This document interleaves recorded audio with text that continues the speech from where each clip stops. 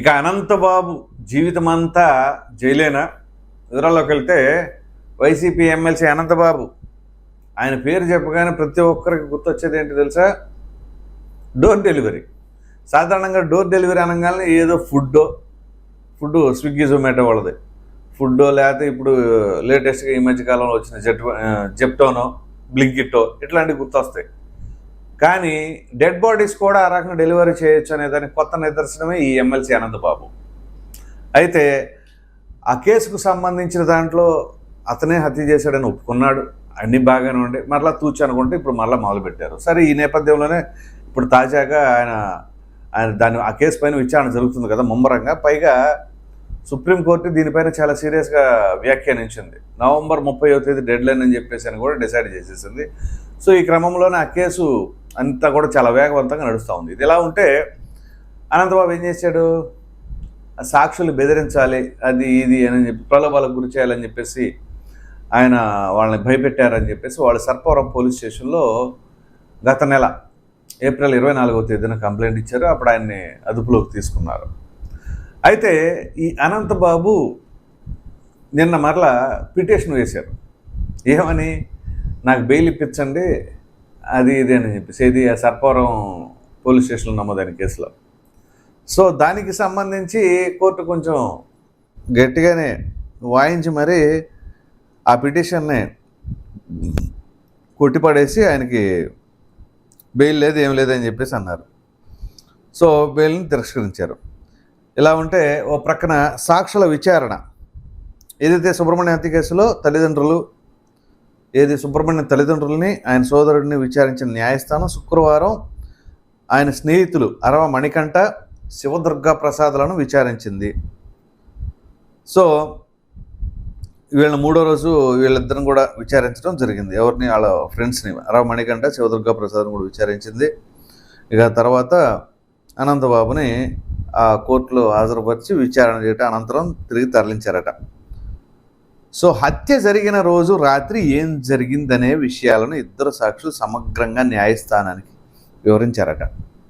ఇది మామూలు విషయం కాదు, ఎగ్జాక్ట్గా హత్య జరిగిన రోజున నైటు.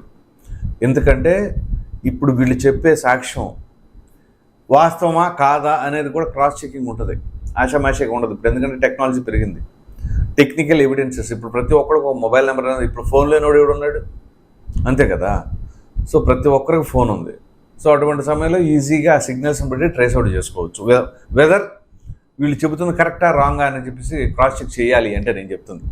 సో ఆ రోజు పర్ఫెక్ట్గా ఏం జరిగింది, ఆ నైటు ఏ సమయంలో మీరు ఎక్కడ ఏం చేస్తూ ఉన్నారు, అనంతబాబు ఎప్పుడు వచ్చాడు, ఎప్పుడు వీళ్ళతో కలిసాడు, ఏంటి అనే మొత్తం డీటెయిల్స్ వాళ్ళిద్దరిని అడిగి అది కోర్టులో. సో ఇప్పుడు ఆల్రెడీ తల్లిదండ్రుల్ని, అతని సోదరుడిని కూడా విచారణ చేశారు.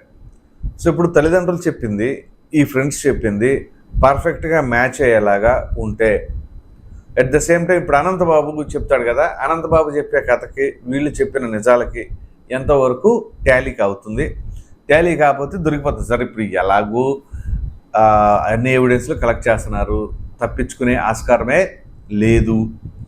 సో అటువంటి తరుణంలో ఆల్రెడీ 218 days ప్రీవియస్గా అతను ఈ కేసుకు సంబంధించిన దాంట్లోనే వచ్చాడు. ఆ తర్వాత రెగ్యులర్ బెయిల్ వచ్చేసిందట.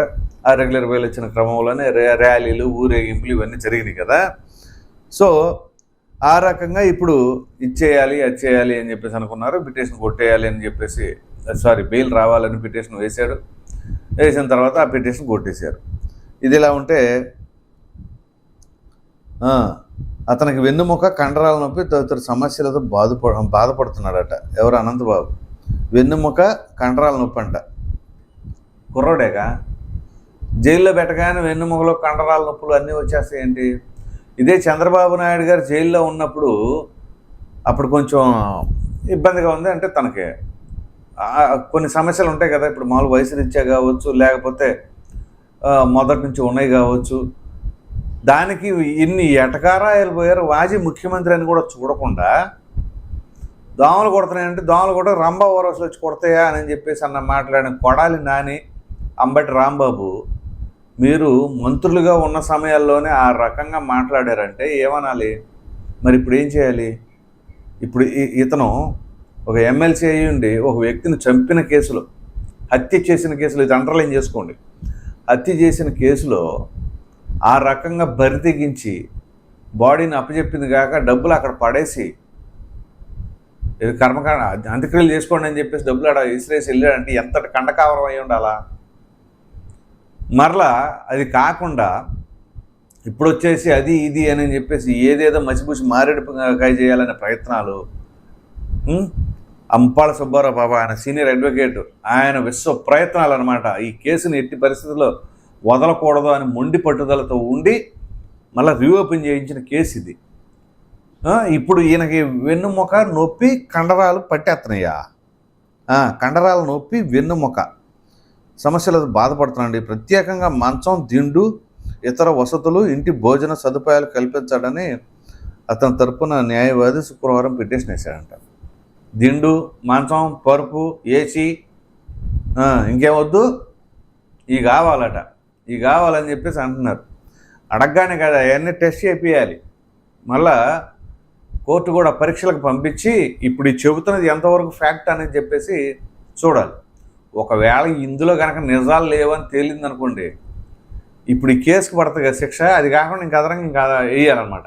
అలా ఉండాలి. ఎందుకంటే కోర్టులు అంటే ప్రతి ఒక్కరికి ఆషామాషి అయిపోయింది. ప్రతి దానికి పిటిషన్లు వేసుకోవడం, ఓ ప్రక్కన వేసిన కేసులే తేలక సంవత్సరాలు యుద్ధవుతూ ఉంది, వేస్ట్ అయిపోతున్నాయి. ఇవి కాకుండా నాకు ఇది కావాలి, నాకు అది కావాలి. మనం చక్కగా చట్టపరిధిలో ఉండేలాగా, సమాజంలో ఎవరికి ఇబ్బంది కలిగేలాగా వ్యవహరించకుండా ప్రశాంతంగా ఉండవనుకోండి, ఈ కోర్టు చుట్టూ తిరగటాలు, నాకు మంచాలు, కండరాలు నొప్పులు అవేం ఉండవే. ఎదురువాడిని కొట్టేటప్పుడు, ఎదురువాడిని చంపేటప్పుడు బాగానే ఉంటాయి, ఒంట్లో అన్ని బాడీ పార్ట్స్ అన్నీ బ్రహ్మాండమైన ఫంక్షనింగ్లో ఉంటాయి. అలాగే మహిళలను వేధింపులు చేయటాలు, ఎమ్మెల్యేలను సైతం వదలకుండా ఇవి చేసినప్పుడు మనకు అన్నీ బాగానే పనిచేస్తాయి. ఇప్పుడు మాత్రం ఏ పని చేయటం, వెనుమొక పని చేయట్లేదు, కండరాల నొప్పులు వచ్చేసినాయి, అది ఇది అని చెప్పేసి అని ఆ రకంగా ఇప్పుడు పిటిషన్లు ఎత్తున్నారని చాలామంది అభిప్రాయపడుతూ ఉన్నారు. మరి ఇటువంటి పరిస్థితులు, ఎందుకంటే అతను యువకుడు బాగానే మంచి యాక్టివ్గానే ఉంటాడు. ఎందుకంటే మనం కూడా పరిగెత్తుతూ ఉన్నాడు కదా కోర్టుకు తీసుకొచ్చినప్పుడు, మీడియా కంటపడకూడదని మంచి యాక్టివ్గానే ఉన్నాడు. సాధారణంగా కండరాల నొప్పి ఉన్న, వెన్నుముకలో బాధ పెడుతున్నా నడవడమే కష్టంగా ఉంటుంది. మరి యాక్టివ్గా మంచిగానే పరిగెత్తాడు. మరి బహుశా మరి దానికి దీనికి ఎక్కడ సింక్ అవ్వట్లా. సరే, కోర్టు ఎలా పరిశీలిస్తుంది అనుకోండి. ఇక్కడ తన భార్య లక్ష్మీదుర్గ ఆ ప్రమేయం ఏంటి మొత్తం A to Z అన్ని వివరాలు బయటపడతాయి. అయితే ఈ కేసులో మాత్రం వైసీపీ తప్పించుకోవడం లేదు. జగన్మోహన్ రెడ్డి గారు నిన్న ప్రెస్ మీట్లో ఎన్ని సుదీర్ఘంగా మాట్లాడారు కదా, 3 గంటల పాటు. మొన్న ఎమ్మెల్సీ అనంతబాబు గురించి కూడా చెప్పుంటే బాగుండేది. మా అనంతబాబు అమాయకుడు, ఆర్థికంగా అంతంత మాత్రమే, కాబట్టి కక్షతో, రాజకీయ కక్షతో లేదా కక్ష సాధింపు చర్యలు చేపడుతుంది రాష్ట్ర ప్రభుత్వం. చంద్రబాబు నాయుడు, లోకేష్, పవన్ కళ్యాణ్ ముగ్గురు కలిసి ఎమ్మెల్సీ అనంతబాబు మీద పగబట్టి ఆ రకంగా చేశారు. అసలు డ్రైవర్ సుబ్రహ్మణ్యం అనేది అతన్ని హత్య చేయలేదు, అది అసలు డెడ్ బాడీయే కాదు, ఇదంతా మీరు అపోహపడుతున్నారని చెప్పొచ్చు. ఎందుకంటే ఇప్పుడు చెబుతున్న మాటలన్నీ అట్లాగే ఉన్నాయి. ఎందుకంటే ఆయన తాత, వాళ్ళ నాయన, వాళ్ళ చిన్నాయన అన్ని హత్యలకు చంద్రబాబు నాయుడు గారే కారణం అంటున్నారు. కాబట్టి సో వాస్తవానికి ఏది దగ్గరగా ఉంది, ఏది దూరంగా ఉందో ప్రజలకు తెలియదు. కాబట్టి ఏదైనా చెప్పేచ్చు. డ్రైవర్ సుబ్రహ్మణ్యం అనేవాడు అసలు ఎక్కడున్నాడు, అతను ఎవరు హత్య చేశాడు, అసలు ఆ సమయంలో ఏం ఎక్కడ ఉన్నాడు అని చెప్పొచ్చు. బహుశా మనం ఫ్యూచర్లో అది ఎట్లాంటివి ఏమైనా వింటావేమో.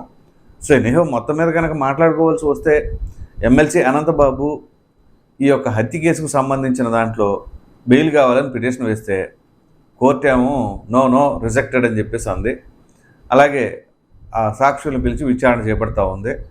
సో అసలు ఏం జరిగింది అని చెప్పేసి మొత్తం విన్నారు. మరి ఆ కేసు ఎప్పుడు తేలుతుంది అంటే దానికి డెడ్లైన్ పెట్టారు, కానీ ఈ డెడ్లైన్లో తెలిసి చాలా 100% తెలిసి రాసి పెట్టుకోండి.